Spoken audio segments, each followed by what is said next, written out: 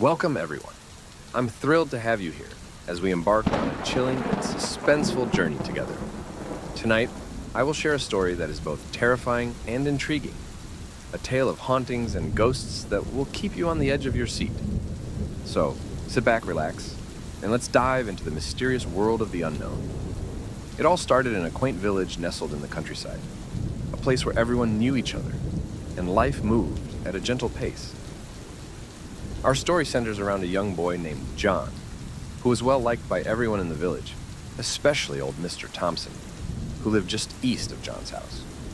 Mr. Thompson had no children of his own, and had always treated John like a grandson. One fateful day in June 2002, as John walked home from school with his mother, they ran into Mr. Thompson on his way to the market.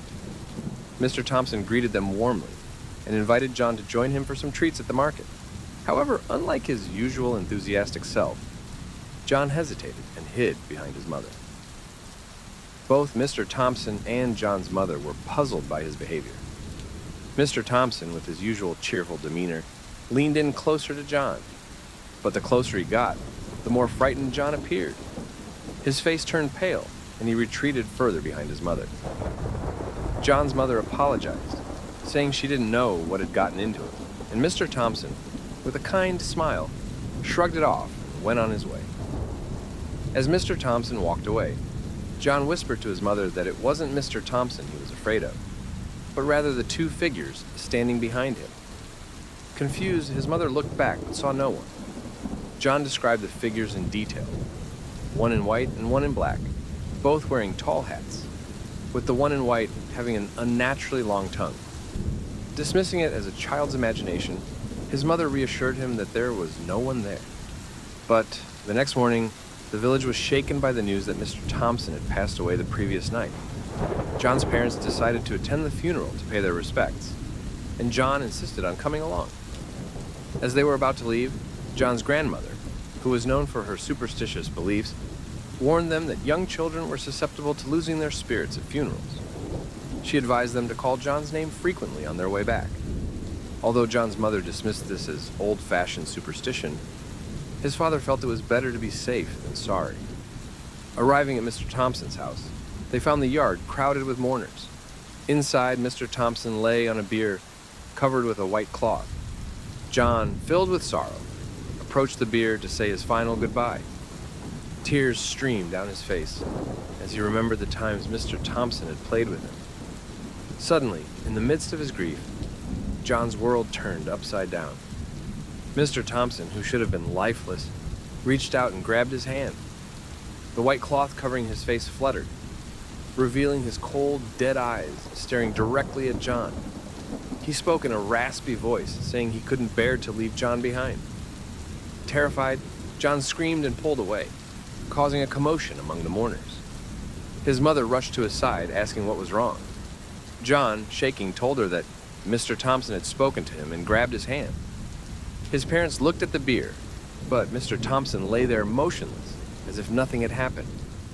Believing John was simply overwhelmed by the sight of a dead body, his parents decided to take him home immediately. That night, John fell ill with a high fever and slipped into a coma. His mother, frantic with worry, called his father and they prepared to take him to the hospital. Just as they were about to leave, John's grandmother arrived and declared that he wasn't sick, but had been frightened out of his spirit. She asked if they had called his name on the way back, and his mother admitted she had forgotten. The grandmother, insisting that John's spirit had been scared away, instructed them to fetch a bowl of water and a needle. She dropped the needle into the water, explaining that if it sank, John was merely sick, but if it floated, his spirit was missing. To their astonishment, the needle floated. John's parents, now convinced, begged the grandmother for help.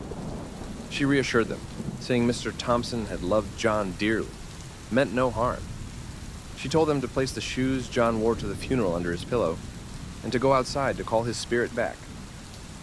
Following her instructions, John's mother stood in the yard, holding a spoon and a pair of chopsticks, calling John's name while tapping the spoon on the chopsticks.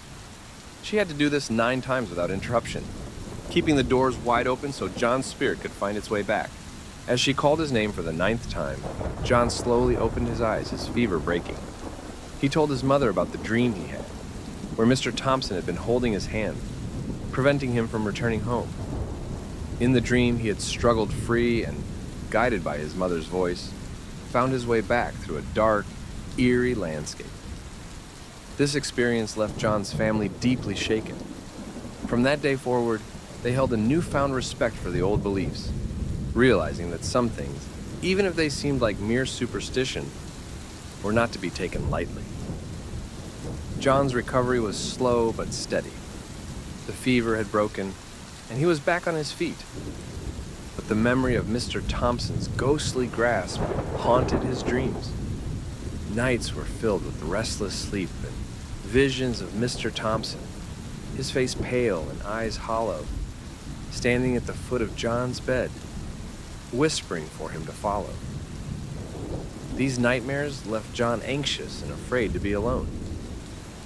One evening, as the family sat together for dinner, John's father mentioned that they needed to visit the village elder, Miss Collins, a woman known for her deep knowledge of old legends and spiritual matters. Despite their skepticism about superstitions, they hoped she might offer some insight into John's disturbing experiences. Miss Collins welcomed them into her modest home, filled with the scent of herbs and the glow of candlelight. She listened intently as John recounted his visions and fears, her expression growing more serious with each detail. She warned them that sometimes spirits, especially those with unfinished business, could linger and attach themselves to the living. "You must be careful," she said, her voice low and grave. The bond between John and Mr. Thompson was strong. His spirit may not want to let go. We need to help him find peace. Miss Collins prepared a ritual to sever the lingering connection between John and Mr. Thompson's spirit. She instructed John's parents to gather personal items that held significance to both John and Mr. Thompson. These items included an old toy train Mr. Thompson had given John and a photograph of them together. The ritual took place on a stormy night, with thunder rumbling in the distance and lightning casting eerie shadows on the walls. Miss Collins chanted incantations over the gathered items, her voice blending with the storm outside. As the ritual reached its climax, the candles flickered wildly, and a chilling wind swept through the room. John felt a sudden cold grip on his heart, as if Mr. Thompson's spirit was fighting against being severed. He clutched his chest, gasping for breath. But Miss Collins remained steadfast, her chants growing louder and more forceful.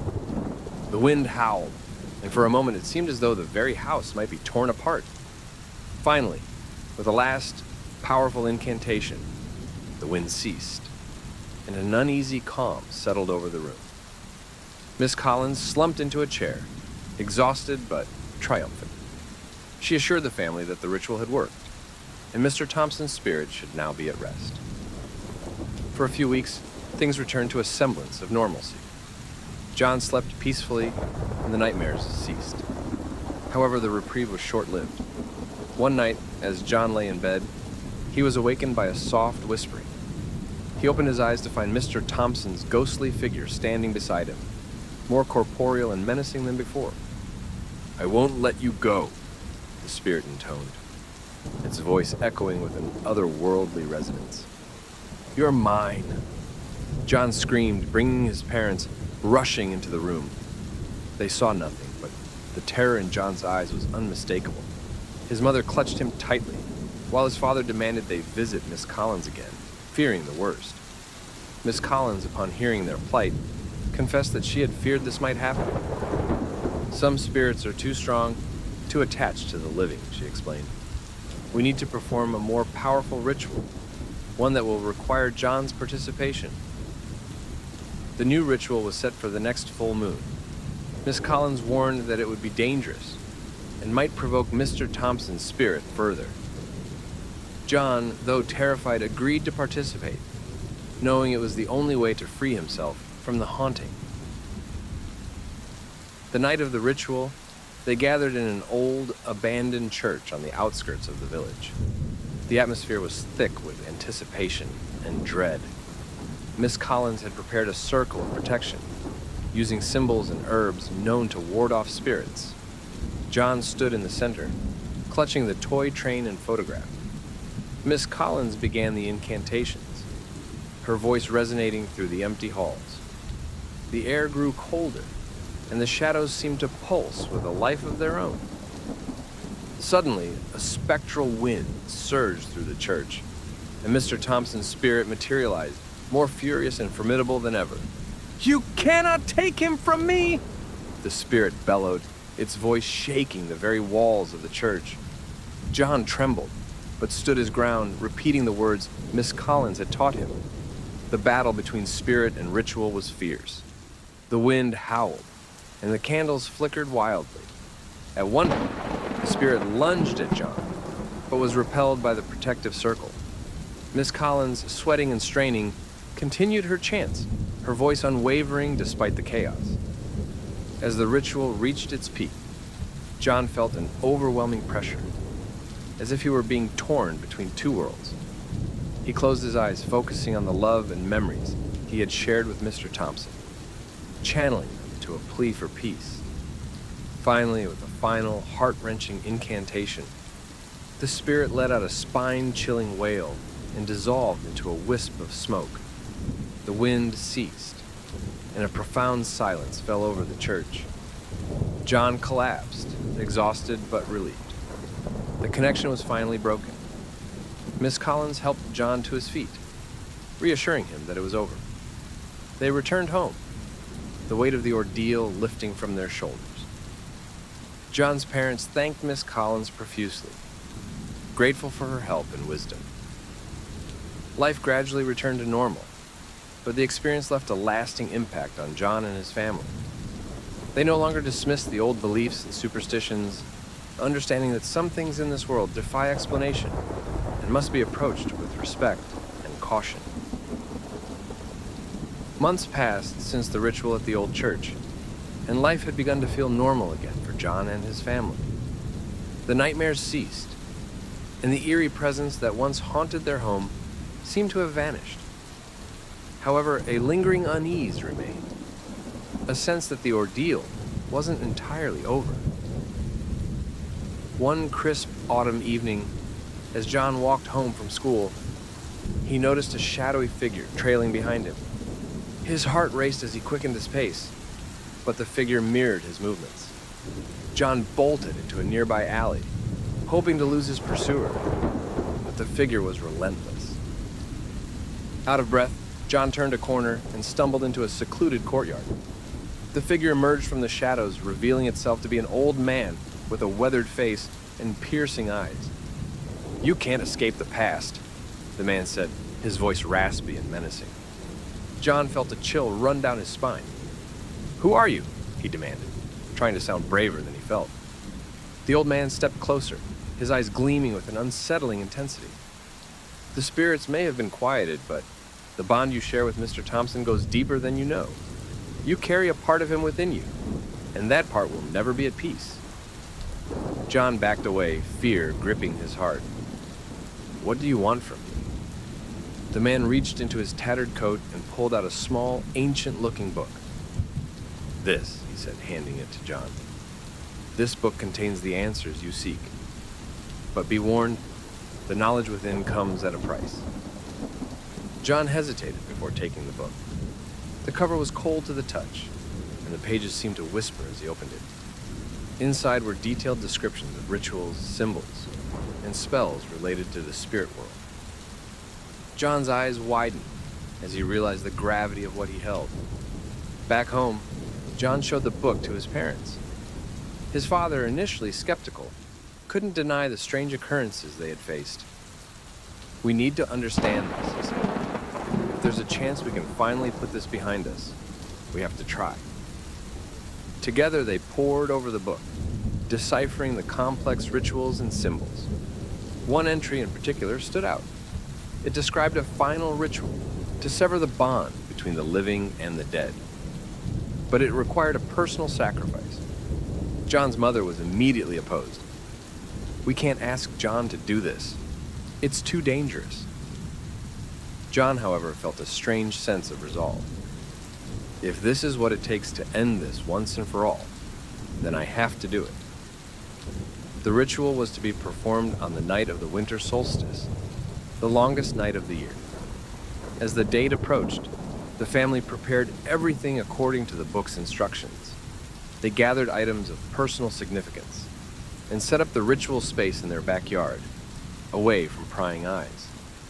The night of the solstice was frigid and dark.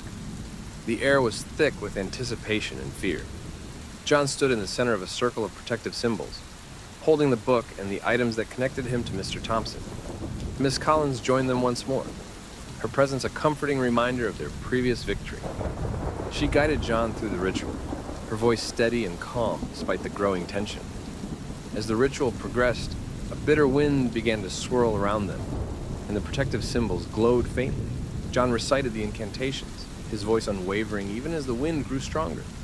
The air crackled with energy, and a distant howl echoed through the night. Suddenly, a ghostly figure materialized within the circle. Mr. Thompson, his expression a mix of sorrow and anger. "John," he whispered, his voice carrying a haunting echo. "Why are you doing this?" John's heart ached at the sight of his old friend. "I have to let you go," he said, tears streaming down his face. "You need to find peace, and so do I." Mr. Thompson's ghost reached out, his hand passing through the protective barrier. "I can't leave you, John. You're like a grandson to me." The wind howled louder, and the symbols glowed brighter. Miss Collins urged John to continue, her voice barely audible over the storm. "Finish it, John. You must." With a final, heart-wrenching incantation, John held up the book and the items, channeling all his emotions into the ritual. The wind reached a fever pitch, and the air was filled with a blinding light. Mr. Thompson's ghost let out a soul-piercing wail before dissolving into the night, the light fading into darkness. The wind ceased, and an eerie silence fell over the backyard. John collapsed, exhausted but relieved. The bond had been broken. Miss Collins helped him to his feet, her expression one of pride and relief. "It's done, John. You've set him free." In the days that followed, the sense of unease lifted, replaced by a calm they hadn't felt in months. John slept soundly, free from nightmares and ghostly visits. The house, once filled with an oppressive presence, felt warm and inviting again. As the seasons changed and life returned to normal, John and his family never forgot the lessons they had learned. They respected the mysteries of the world, understanding that some things could not be explained or controlled. Years later, John would often think back to Mr. Thompson, remembering the good times they shared. He knew that wherever Mr. Thompson's spirit had gone, it was finally at peace. And that, dear listeners, brings our haunting tale to a close. Thank you for joining me on this chilling journey. Remember, sometimes the past can reach out to us in ways we don't understand, and it's always wise to approach the unknown with respect and caution. Until next time, keep your doors locked and your lights on. Stay safe and good night.